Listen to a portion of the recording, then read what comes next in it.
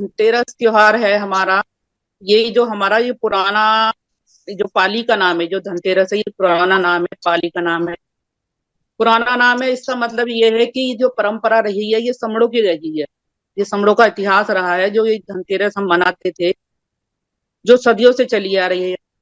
हिंदी में धनतेरस को धनतेरस या धान तेरस, और अगर इसको किसी और भाषा में या संस्कृत भाषा में बोलेंगे तो इसको त्रयोदर्शी या त्रयोदशी।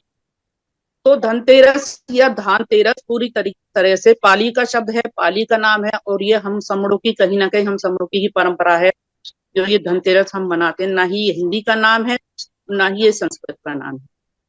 पुराना ही नाम ये चला आ रहा है। इसका मतलब पुराने समय की है, जो ये पुरानी परंपरा है, पुराने समय से चली आ रही है, जो आज भी धनतेरस के नाम से ये मनाई जाती है। बस इसका जो अभी बताया था, आपने भी बताया था, इसका जो है ना रूप बदल दिया गया है। इसको आज की तारीख में धन संपत्ति से या रुपया पैसा से या सोना चांदी से, इसको इन हम्म। सब चीजों से जोड़ दिया गया है।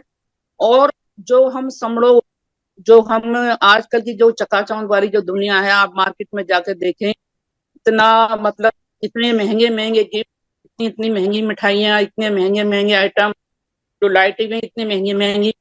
तो जो हम समड़ों का जो पैसा है, कहीं ना कहीं वो कहाँ जा रहा है, किसकी जेब में जा रहा है, सबको पता है। क्योंकि ना तो हमारी दुकानें हैं, ना हमारी मतलब वो जो दुकानें भी हमारी नहीं है, और जो मार्केट है वो भी हमारे नहीं है। तो ये जो सारा जो पैसा है, ये कहीं ना कहीं जो हम समड़ों का जो पैसा है, किसकी जेब में जा रहा है, किसकी दुकानें सज रही हैं और किसके बाजार सज रहे हैं, असली धन कहाँ जा रहा है हमारा, ये सबको पता है। इसलिए हमको इस जो त्योहार को, जो हमारी पुरानी जो परंपरा है, वो हमको कैसे पता चलेंगी, वो हमें संघ के द्वारा पता चलेंगी। हम संघ में जुड़ेंगे, संघ में नई नई हमको जानकारी मिलती है। ये बात भी हमको संघ से जुड़ के पता चली कि जो धनतेरस है वो पाली का शब्द है, पुराना नाम है, और ये हमारा ही है। अच्छा, क्या धनतेरस पे लोग झाड़ू खरीदते हैं? ये हम्म। झाड़ू खरीदने की जो परंपरा है, ये कहाँ से आई, क्यों बनी? कुछ ना कुछ इसके पीछे कारण कारण तो रहा होगा कि झाड़ू आज के दिन सभी लोग झाड़ू खरीद रहे हैं, 2-3 दिन से झाड़ू खरीद रहे हैं। तो ये होता क्या था कि हमारे जब खेती हम खेतीय लोग हैं, क्षेत्रीय लोग हैं, हम किसान लोग हैं, हम सभी समझ जो हैं सब किसान ही रहे हैं शुरू से।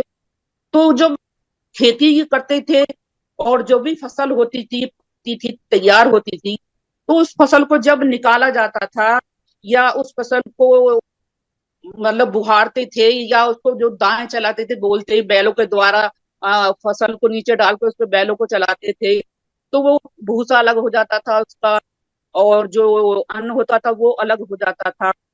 तो उसको जब हम गेहूं को भी हम ऐसे हवा में एक तरफ उड़ाते हैं, तो वो भूसा अलग हो जाता, धान उड़ा।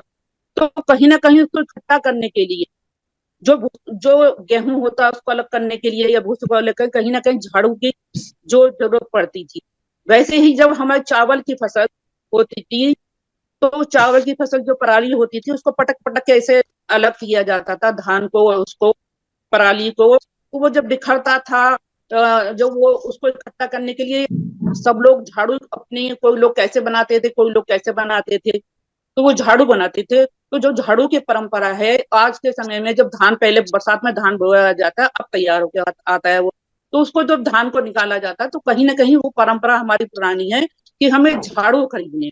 क्योंकि हमारा जो देश है ये कृषि प्रधान देश है, और सारे जितने भी त्योहार हैं, हमारे जितने भी त्योहार हैं, कहीं ना कहीं फसलों से जुड़े हुए हैं। या तो फसल बोई जा रही है, या फसल तैयार है काटी जा रही है, या बीज लगाया जा रहा है। तो जो भी उत्सव, जो भी त्योहार हैं, वो हमारे कहीं ना कहीं फसलों पर ही आधारित हैं सारे। और जो ये जब हम इनको जब इकट्ठा करते हैं, जो हमारे चावल हैं या हमारी दालें हैं या हमारे गेहूं हैं, वो जो इकट्ठा होते थे, तो उनको अब ऐसा तो नहीं है कि कहीं हमने इतनी मेहनत से फसल तैयार की उसको कहीं बीच में छोड़ दे। क्योंकि बरसात भी आती है, हमारे जो मौसम है, सर्दी भी आती है, गर्मी भी आती है, बरसात में अगर वो ऐसे ही पड़ा रहा, तो वो जो हमारा अनाज है, जो हमारा अन्न है, वो खराब हो जाएगा। तो उसके लिए जो मिट्टी का जो बर्तन बनाए जाते थे बड़े बड़े, उनको बोलते थे भंड। जो मिट्टी के बड़े बड़े बर्तन बनाए जाते हैं उनको भंड बोलते थे। तो वो उन भंडों में उनको अनाजों को, चावलों को, सभी जो भी हमारा अन्न होता था, तो उसको उसमें भर के रखा जाता था सुरक्षित। क्योंकि एक साल बाद फिर फसल आएगी, तो एक साल बाद, एक साल तक हमें उस अन्न की आवश्यकता बीच बीच में पड़ती रहेगी। तो कहीं ना कहीं जो ये भंडार है, भंड शब्द से ही भंड आहार बना है। जो भंडार है, जिसके पास ज्यादा भंड होता था, जिसके पास ज्यादा संख्या में आहार होता था, तो वो जो भंडारा, जो ये है भंड, भंडार गृह जो बोलते हैं आपने, पुरानी जो ऐसे लोग हैं उनके भंडार गृह जो एक तरफ होते थे, उसमें पूरा सामान बड़े बड़े मटकों में, बड़े बड़े मिट्टी के वो बनाए जाते थे। उसके बाद तो लोहे की टंकियां भी आ गई हैं, उसके बाद से बहुत सारी चीजें ऐसी आ गई हैं कि उसमें भर के रखा जाए, स्टोर जो किया जाता है, कहीं ना कहीं वो सामान है। और भंडारा का जो उत्सव जो मनता, जो लोग भंडारा करते हैं, कहीं ना कहीं वो भी उसी से जुड़ा हुआ कि जिसके पास जितना धन होता था, जितना धान होता था, तो वो उतना ही बड़ा भंडार जो है जिसका होता था। इसका मतलब वो ज्यादा ज्यादा उसके पास भंडार होता था खाने पीने की चीजों को। तो जिसके पास जितना भंडार होता था, उसको, उसके पास जितना अधिक से अधिक धान होता था, धन, तो उसको, उसे लख बोलते थे। यानी कि बहुत है, लाखों की संख्या में इसके पास लख है, ये धान है, तो उसको लख बोला जाता था। और जो वो लख है वही कहीं ना कहीं जो लक्ष्मी है, लक्ष्मी से लक्ष्मी बना। आपने नाम सुना होगा, लक्ष्मी चंद भी होता है, नाम होता है। तो लक्ष्मी से ही उस जो है वो लक्ष्मी बना है। तो या तो ये मतलब लखपति होते थे, क्योंकि हमारा देश महिला प्रधान देश रहा है, इसीलिए लक्ष्मी, लखपति और जितनी भी महिलाएं हैं उन्हें धन, धनवती या धनो या धान्य, इन सब नामों से भी कह के बुलाया जाता है। क्योंकि पुरानी परंपरा रही है कहीं ना कहीं, जो हमें लक्ष्मी लक्ष्मी बुलाते थे, लेकिन आज के दौर में उसको संसारित करके लक्ष्मी बोल दिया गया है। तो कहीं ना कहीं जितने भी हमारे त्योहार हैं वो हमारी पुरानी जो समरों की जो परंपराएं रहती हैं, जो समरों के इतिहास हैं, कहीं ना कहीं उन्हीं से जुड़े हुए हैं। तो हमें यहाँ संघ में आकर ये पता चला कि हाँ, हमारी परंपराएं हैं और हमें संघ से जुड़ना चाहिए।